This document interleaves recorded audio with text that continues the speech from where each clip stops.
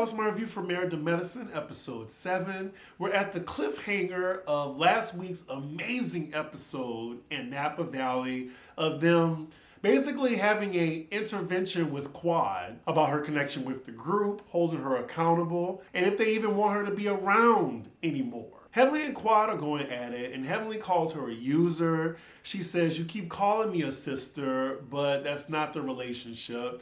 And Quad says, "How can I call you a sister and you talking about me?" And I agree with Quad on that. I was like, is Heavenly anybody's friend? I'm also confused by their relationship because in one scene they're kiki, and then in the other scene they're shading each other and going back and forth. Not Heavenly saying she's sick of Quad's shh.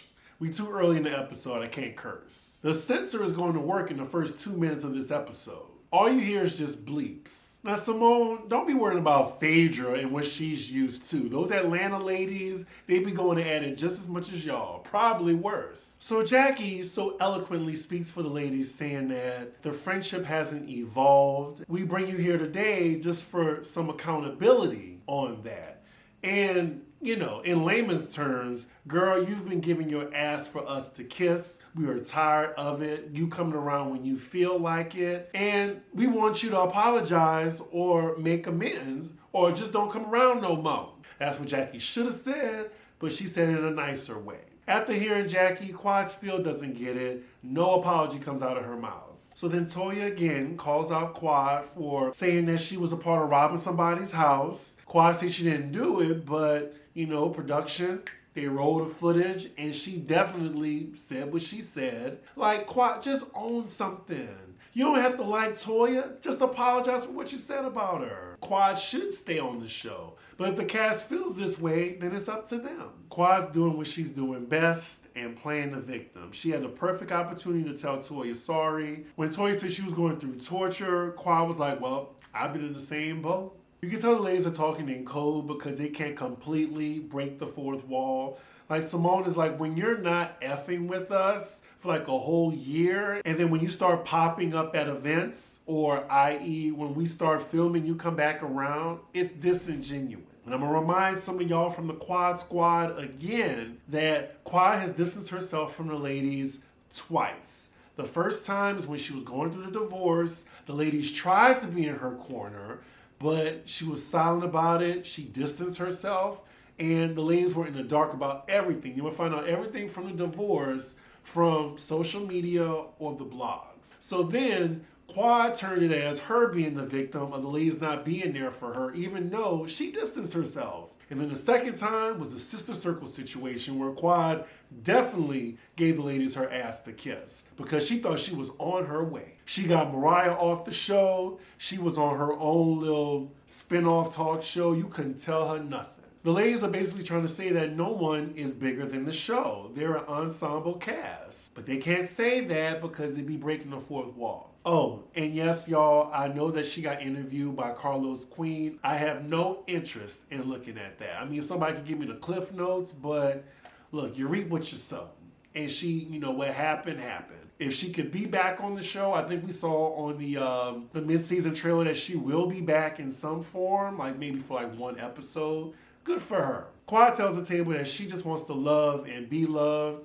And the looks on the ladies' faces, they just say, this bitch still ain't getting it. Toya is so dramatic. She's like, I'm a forgiving person, but I'm not there with you yet. And tomorrow is a big day for me, and I just want people that support me there. So then the dinner ends there with no resolution. Side note, this is my second or third time seeing this scene. I think Bravo needs to chill out on showing so much of the episode before it actually airs. So next scene, we're in Toya's suite with the core four and Phaedra, and they're discussing what happened at dinner. Ooh, Phaedra is just such a snake and a backstabber. Wasn't Quad your girl? Shouldn't you be in her room checking on her and seeing how she feels? She didn't even stand up for Quad. They're now just talking about the relationship that they have with Quad and what it feels like. They feel like the cousins on the other side of the family you don't want to get to know, the redheaded stepchild. We cut to Jackie's confessional, And this is when I felt vindicated because I've been saying this since the beginning of the season when, Quad was trying to come back into the group. She says the most distant that they felt from Quad is when she was on Sister Circle. And then they go back to that clip of her saying that I know what real friendship was. I was about to give up on women until I met the Sister Circle. Where are they now, Quad? Where are they? Right now, it just feels like a meeting of the minds and them deliberating whether or not they want Quad to be around them or not. Simone says she doesn't mind being around Quad, but is there anything this group can offer her? That's the question. So Toya thinks it's a good idea to call Quad to come down here because they've made a decision. So Toya calls Quad, now she's there with all of them, and Simone takes charge and lets Quad know that after dinner, we all just had a talk and we agree that there is no emotional attachment with you. She continues that it's just not gonna work and we're gonna have to ask you to leave the trip. I wanna know what Mariah is thinking looking at this. Like they basically just kicked her out. It's a little harsh. I feel a little bad for Quad, but y'all saw the dinner. She took no accountability whatsoever. She had 2 chances. One chance at the resurrection, and then at dinner. There was no apology. She said what she said. So now, here's the consequences. And I know that had the sting, especially with Phaedra sitting across from her. All that's missing now is Quad just breaking the song. I'm telling you, I'm not going. You're the best friend I ever known. There's no way I can ever know. No, there's no way. Could you imagine if I had my voice right now? I would have continued. Quad is very calm right now, and she's saying she wished she would have had the opportunity to show them differently. But you did. You absolutely had the opportunity, but you didn't use it. And I think it wasn't until this very moment she thought, oh shit, they were for real. I fucked up. Wow. She then has the nerve to say she thought the resurrection was her way of getting back with them. Didn't you and Toya almost come to blows at the table? You didn't give Nan an apology. The looks on their faces, especially with the music changing, they were like, bitch, get the fuck out. Get the fuck out. Again, Quad tries to say, well, this group has hurt me a lot. Oh, and Simone came right back and said, well, yes, over the years, you've said time and time again how much this group has hurt you. And today, for once, we had a chance to say how you hurt us. Simone is in business mode. It's like she's firing one of her employees. Quad still ain't taking no for an answer. She's like, but I still want to be friends with y'all. Okay, girls. You just want that check. She then says, we'll see how it goes moving forward. I'm like, girl, did you hear them? They don't want you around anymore. We cut to Heavenly's confessional. She says she still has love for Quad, and maybe them sending her home would be a wake-up call she needs. Maybe there will be a change. So now we see Quad in her confessional. She is gagged that the group ousted her, much like Mariah. She's like, where's the love? So y'all flipped on me? What? Girl, did you watch the prior seasons? Did you see your behavior last season? Oh, now here come the tears. Okay, all right. Again, y'all, I don't like Quad as a person, but I like her for the show. But if the cast don't want her on there and they iced her out, it is what it is. Side note, y'all, this season has just been on a motherfucking roll. Like, this is some good-ass reality TV. I am enjoying it. Like, we get the first arc that's like Sweet Tea and the wedding, the return of Dr. G. And then we get this Quad story, the group being tired of her, the resurrection.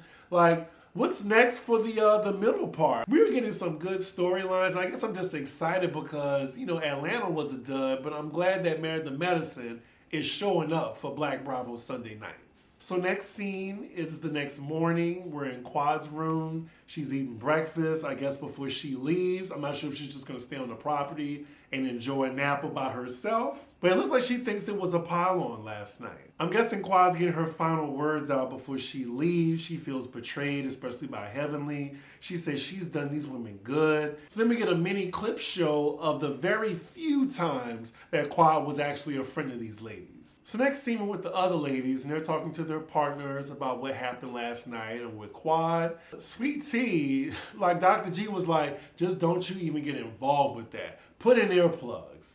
And then we get to Toya, and you know, something interesting she said. In her confessional with Eugene is saying that he's happy that they stood in solidarity with his wife. But Toya wanted to make clear that these ladies also had their own issue with Quad. It wasn't just because of me that they kicked Quad out. And I agree with that. I know a lot of people are saying like, well, Toya had a reason to be mad at Quad, but the other ladies, like, what was their reasons? And, you know, I think there was a lot of behind the scenes things going on. Also, collectively as a group, like, she wasn't close to anybody. So next scene, we see all the ladies except for Dr. Jackie, who's going to be on the line with Kamala Harris. They're meeting in Toya's suite so they could go to, I guess, Kendall Jackson for whatever meeting she has, like maybe go to the winery and visit it.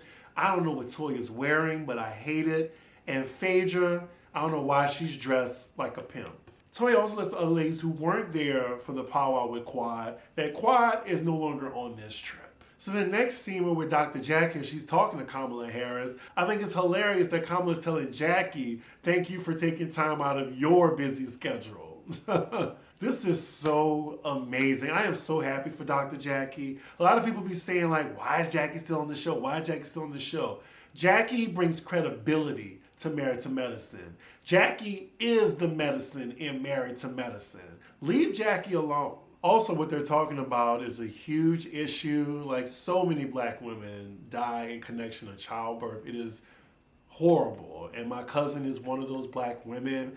Devastated my family. I don't think we'll ever get over that. But, you know, hopefully something will be done about it. So next scene, we see the ladies arrive at the Kendall Jackson estate, and they're having brunch outside. Well, they're still talking about Quad's departure, and Simone says in her confessional that a dark cloud has been lifted from the group. Damn. So then Dr. Jackie joins the ladies, just twirling around. She's on cloud 9 after talking to the Vice President of the United States. Hell, I would be too. You can't tell Dr. Jackie nothing. Not only is she a bad bitch, but she's also that bitch. Now, wait a minute. Jackie's talking about her experience, and Toya just immediately says, I would like to go to the White House with you. I've been like, oh, pump the brakes. You're not about to use me to get into the White House? Wow. So later on, Heavenly proposes a toast, and it's to Sweet Tea. I mean, I appreciate that she wants to move forward. I mean, they are sitting next to each other. So after brunch is over, Toya's going to have a meeting, and she's going to bring Phaedra with her because she respects her as a businesswoman and a lawyer. I mean, is Phaedra a good lawyer, though? That fur Phaedra has on is so tacky. So as Toya's in her meeting, we're with the other ladies, and Sweet Tea brought flasks for people. For the people that don't really drink wine like that. A flask. What did she say in the beginning? You can take the girls out of Atlanta, but you can't take the Atlanta out the girls. And no shade to Atlanta, is just jokes. Oh boy, here we go. Next scene, we're with the men of Married to Medicine. Oh, and look who showed up. Curtis. Curtis is in the scene. I guess he's back from the Dominican Republic. So the guys are playing this virtual game. The topic is the newest person in the group, who is married to Dr. Alicia. He's never been alone with the kids before, and his kids are 1 and 5. Never been alone with the kids, ever. Also, side note, I think everyone on this cast is married now. Oh, except Phaedra.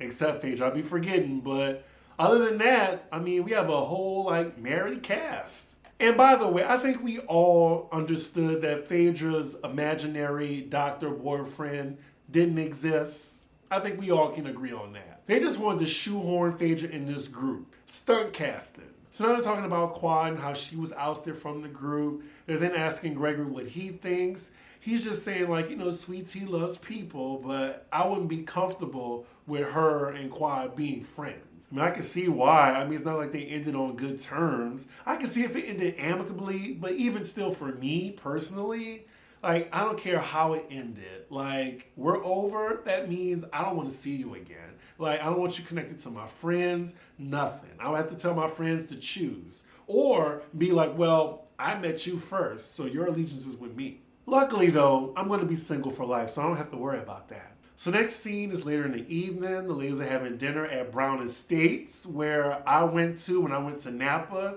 My group too also experienced a private tasting. It's so nice. I just wanted to throw that out there. Now wait a minute, I didn't know they provided dinner. We had a morning reservation though, but I didn't know they served food. So the ladies are just having conversations about their marriages, and then it's Heavenly's turn. She says, you know, sometimes I feel like I said some things I shouldn't have. The other ladies at the table are just like, no, really, Heavenly? Really? You said some shit that you shouldn't have said? So now we're on the new girl. She's finally getting some speaking time, Dr. Alicia. She's talking about the dynamics in her marriage. I really hate those marriages that really subscribe heavily to gender roles. And then she says that line that I hate. Oh yeah, my husband, you know, he's the head and I'm the neck. He can't turn without the neck. I don't know.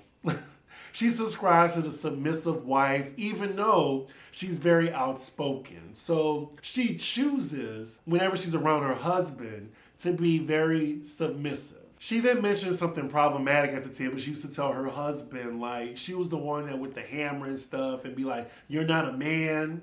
And, you know, the ladies, they're just looking at her like, you would have swear she said she worshiped the devil at the table the way they looked at her. So the credits are rolling, but it's interesting just hearing the ladies talk about the dynamics of marriage because, you know, it's crazy. We don't even hear this on Housewives of Atlanta because all the ladies are single. And speaking of Atlanta, as ladies are on this topic, Toya asks Phaedra, well, where's Dr. O? Phaedra's like, oh, we broke up. And they all just start laughing. We knew she had no affiliation to medicine. They were just like, let's put this girl on the show. And I bet you she wouldn't have told the ladies that she broke up with him had they not asked. Because Phaedra's just that conniving, secretive, and deceptive. And that's where the episode ends. Ooh, I did 2 reviews back to back in this voice. Another episode I enjoyed. We get the mid-season trailer, and just like Potomac, they're not coming back till January 7th. So I get a good break, and I can catch up on all the other franchises I'm behind on. We're going to start on Basketball Wives tomorrow, as well as Salt Lake City. And then I will be doing Real Housewives Ultimate Girls Trip, the New York Legacy. I'll be doing those reviews live. But yeah, I would love to know y'all's thoughts on Quad's exit, respectfully. On Twitter, it's a back and forth. It's been a back and forth all day, really. I've been looking at the comments. I'm about to go edit this. With that, make sure you like, comment, and subscribe. And I will see y'all for the next episode. Bye.